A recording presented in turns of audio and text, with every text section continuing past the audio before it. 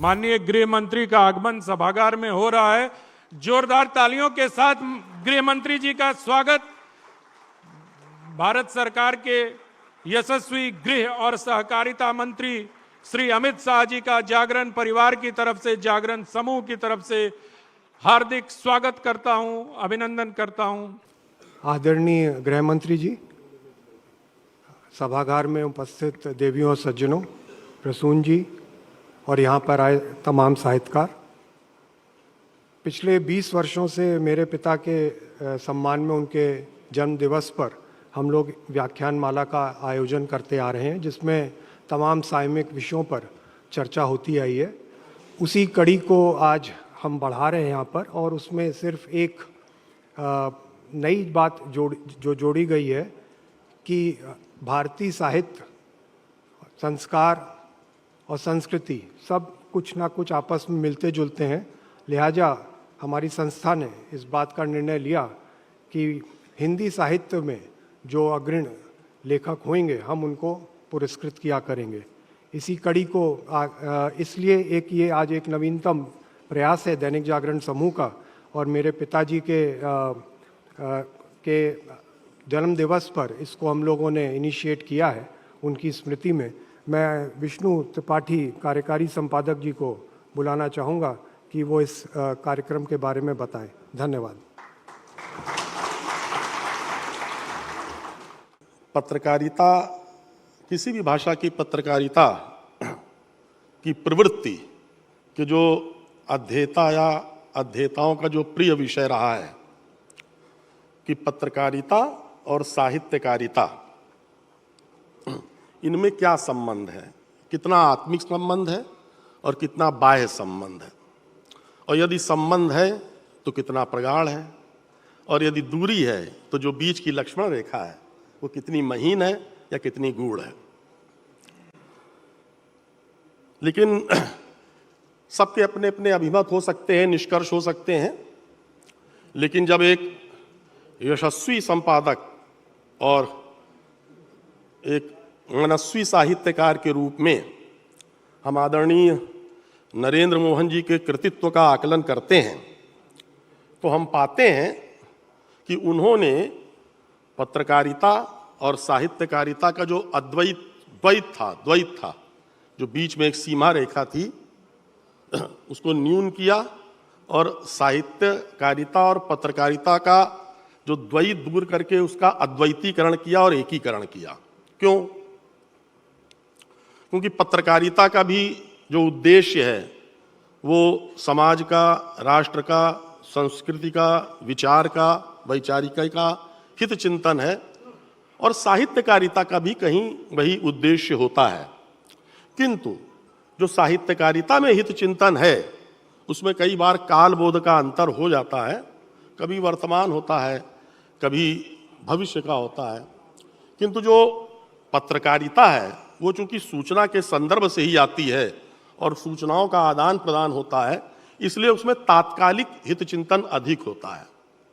किंतु आदरणीय नरेंद्र मोहन जी ने जो साहित्यकारिता और पत्रकारिता का जो अद्वैतीकरण किया, एकीकरण किया अपनी लेखनी और कृतित्व से, तो उसमें तात्कालिक हित चिंतन, वर्तमान का हित चिंतन, भविष्य का हित चिंतन सब समाहित हो जाता है, और यही उनकी विशेषता है, व्यक्तित्व को विराट बनाती है। जहां तक हिंदी के प्रति उनका आग्रह है तो ये उनको विरासत में मिला, जो परिवार में आर्य समाज की जो पृष्ठभूमि थी और जो राष्ट्रीय सांस्कृतिक जो संस्कार थे परिवार में, उसमें उनको हिंदी का संस्कार मिला। और मुझे याद है कि लखनऊ में बहुत पहले एक कार्यक्रम था और उस कार्यक्रम में उनका मुख्य उद्बोधन था, और उन्होंने अपने उद्बोधन का जो आरंभ किया वो भारतेंदु बाबू का एक दोहा है, उससे किया कि निज भाषा उन्नति आहे, सब उन्नति को मूल। और पूरे 35 मिनट के अपने व्याख्यान में वो इन्हीं दोनों पंक्तियों को इस तरीके से उन्होंने व्याख्यायित किया, इस तरीके से व्याख्यायित किया कि हम उससे समझ सकते थे कि हिंदी के प्रति उनके हृदय में उनके आत्मा में, उनके मनोमस्तिष्क में किस प्रकार की प्रतिष्ठापना विराजमान है। और उनके संस्कार थे संस्था में, परिवार में, कि वो हिंदी के प्रति जो आग्रह है, दुराग्रह नहीं, हिंदी के प्रति जो आग्रह है वो अभी भी बना हुआ है, और जो संस्कार हैं वो इसे और आगे ले जाएंगे। जहां तक हिंदी की बात है तो ये एक सुयोग है कि श्रद्धेय नरेंद्र मोहन जी की स्मृति में जो पहला सम्मान आज दिया जाना है तो वो आदरणीय गृह मंत्री जी के द्वारा दिया जाना है। और हम सभी जानते हैं कि जो हिंदी अगर राजकीय स्तर पर देखें, अभी अनंत जी ने कहा कि मैं ये बार बार आग्रह करता हूं कि हिंदी वो राजभाषा एक बहुत औपचारिक शब्द है। हिंदी तो हमारी मातृभाषा है, राष्ट्रभाषा है, और हिंदी को किसी प्रकार से राष्ट्रभाषा बनाने के लिए किसी कैबिनेट के डिसीजन और नोटिफिकेशन की कोई आवश्यकता नहीं है। ये भारत की 140 करोड़ की जो जनता है जो वो ये तय करती है, उसने तय किया हुआ है कि भारत की जो भाषा है वो राष्ट्रभाषा हिंदी ही है। तो जो गृह मंत्रालय है और उसके अंतर्गत हिंदी के विकास और उसकी बात होती है, और ऐसे में ये एक सुयोग भी है और संयोग भी है। और जैसा कि मैं थोड़ी सी बात आगे बढ़ाऊंगा आनंद जी की, कि स्वतंत्रता के पूर्व हिंदी के विकास में और हिंदी को की समुचित प्रतिष्ठापना में दो मनीषियों और महान लोगों का प्रामाणिक योगदान है। एक आर्य समाज के संस्थापक स्वामी दयानंद सरस्वती जी और दूसरे महात्मा गांधी जी। आर्य समाज के जरिए जो दयानंद कॉलेजेस की जो स्थापना हुई और जो लाहौर से उसकी श्रृंखला शुरू हुई, तो उसमें हिंदी बतौर पाठ्यक्रम पहली बार देश के विद्यालयों में डीएवी कॉलेजेस में आरंभ किए गए। और ये आर्य समाज की दृष्टि थी, और वो जागरण के परिवार में गुणसूत्र में वो अभी तक जारी है। और दूसरे थे महात्मा गांधी। जब वो दक्षिण अफ्रीका से लौटते हैं और बॉम्बे से पुणे आते हैं और बैरिस्टर गोपाल कृष्ण गोखले से मिलते हैं, जिनको वो अपना राजनीतिक गुरु बाद में कहने लगे, तो वो मराठी भाषी गोपाल कृष्ण गोखले महात्मा गांधी से कहते हैं कि यदि तुम्हें भारत के लिए कुछ करना है और अपनी वास्तविक जनभावनाओं को वास्तविक भारतीय आत्माओं तक पहुंचाना है, तो वह एकमात्र भाषा है और वो हिंदी है। तो ये दो गुजराती स्वतंत्रता के पूर्व, और आप सब लोग समझते हैं स्वतंत्रता के पश्चात दो गुजराती बंधु, यशस्वी, मनस्वी, तपस्वी, साधक, दो गुजराती बंधु जिनकी कल्पना में हिंदी है, जिनके विचार में हिंदी है, और जिनके संकल्प में हिंदी है, लक्ष्य में हिंदी है, उद्देश्य में हिंदी है।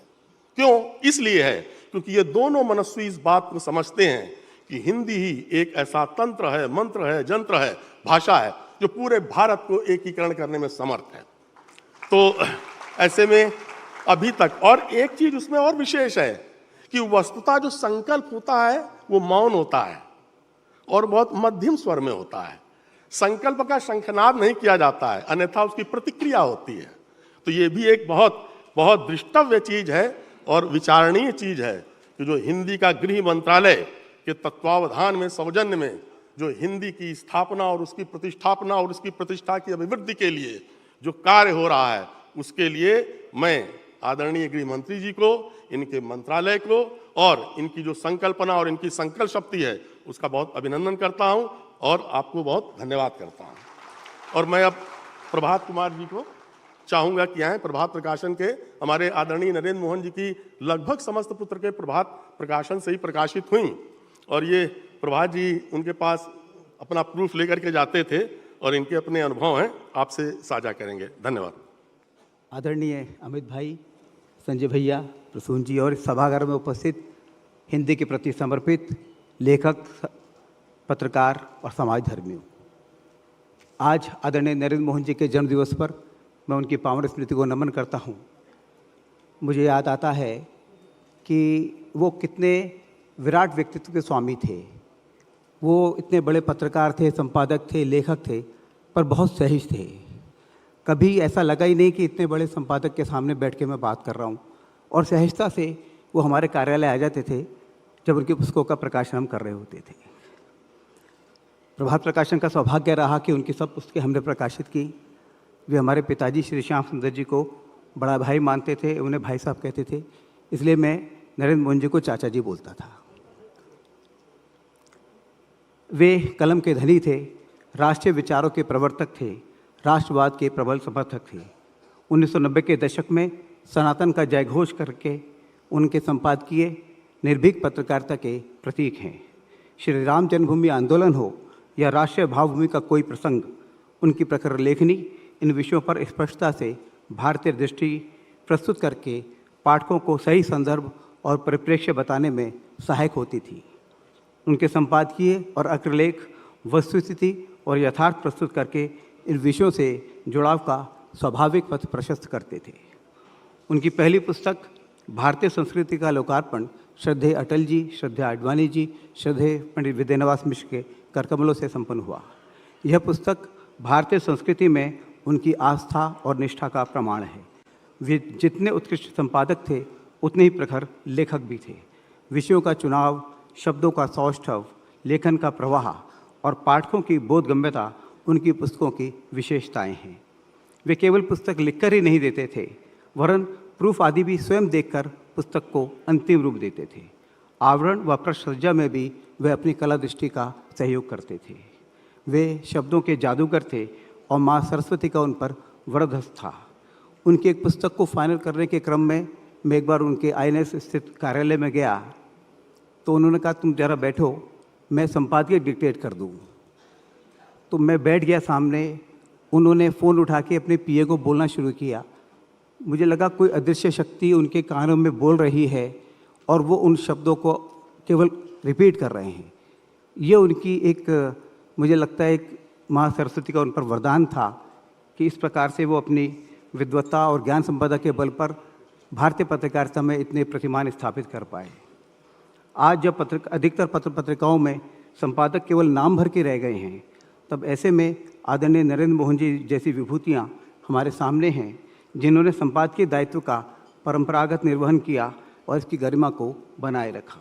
उन्होंने दैनिक जागरण को विश्वसनीयता प्रदान की, इसके पाठकों का सांस्कृतिक प्रबोधन किया और पत्रकारिता के प्रतिमानों को ऊंचाई दी। प्रभात प्रकाशन और मुझे सदैव उनका स्नेह मिला। मैं उनकी पावन स्मृति को नमन करता हूं और आपने मुझे इस अवसर दिया, मैं आपका आभार व्यक्त करता हूं। बहुत बहुत धन्यवाद।